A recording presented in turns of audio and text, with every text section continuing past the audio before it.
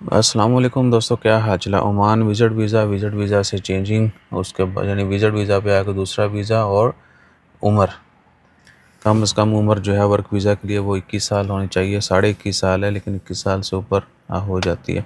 21 plus अगर आपकी as होगी तो ही आपको वर्क वीज़ा मिलेगा। ओमान और बहुत सारे मुल्कों में यही कानून है। मिनिमम जो एज है वो 21 साल है, और ओमान में 60 तक जो अलाउ है। 60 से अबव जो है रेयरली लोगों के वीज़ा वर्क वीज़ा रीन्यू किए जाते हैं।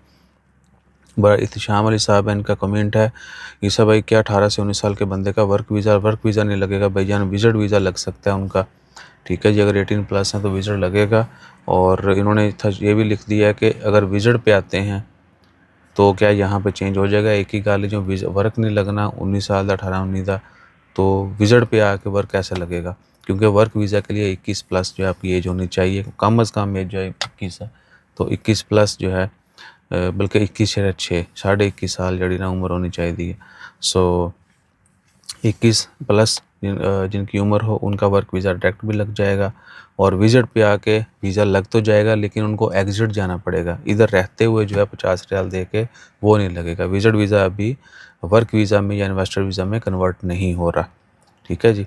अगर आप ओमान में विज़िट पे आते हैं, बेशक वो फैमिली विज़िट है, वो जो एक्सप्रेस वीज़ा है, जनरल विज़िट है, टूरिस्ट विज़िट है, आप उस वीज़ा से कहते हैं कि जी मैं इन्वेस्टर बन जाऊँ, इन्वेस्टमेंट करते हैं, कंपनी बनाते हैं, तो इन्वेस्टमेंट कर सकते हैं। लेकिन क्या है कि वीज़ा आपका इधर रहते हुए नहीं लगेगा, उसके लिए आपको एग्ज़िट जाना पड़ेगा। इसी तरह वर्क वीज़ा जो है वो भी इधर रहते हुए नहीं लगेगा, आपको एग्ज़िट जाएंगे फिर आपका वीज़ा अप्लाई होगा। बाकी मामला इधर हो जाएंगे, मेडिकल शेडिकल हर चीज़ हो जाएगी, कंपनी बन जाएगी, लेकिन वीज़ा के वक्त आपको ओमान से एग्ज़िट होना पड़ेगा, तब आपका वीज़ा अप्लाई होगा।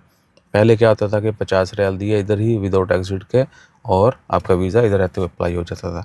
अभी सिर्फ उनका हो रहा है जिनका फैमिली विज़िट है, उनको फैमिली 2 ईयर लेना है, तो उनका वीज़ा जो है इधर रहते हुए चेंज, लेकिन 50 रियाल उनको भी देना होते हैं। या जिनका वीज़ा एक्सपायर हो गया, ख़त्म हो गया, उन्होंने वीज़ा दूसरा लेना है, चेंज करना है यानी, तो भी उनका विदाउट एग्ज़िट के जो है वो इधर रहते हुए 50 रियाल विदाउट एग्ज़िट के फ़ीस दे के लग जाता है। तो विज़िट वीज़ा के लिए जो है कोई मसला नहीं है, आपको मिल सकता है। पाकिस्तानी को आजकल खैर वो भी बहुत कम मिलता है, या और महंगा भी है।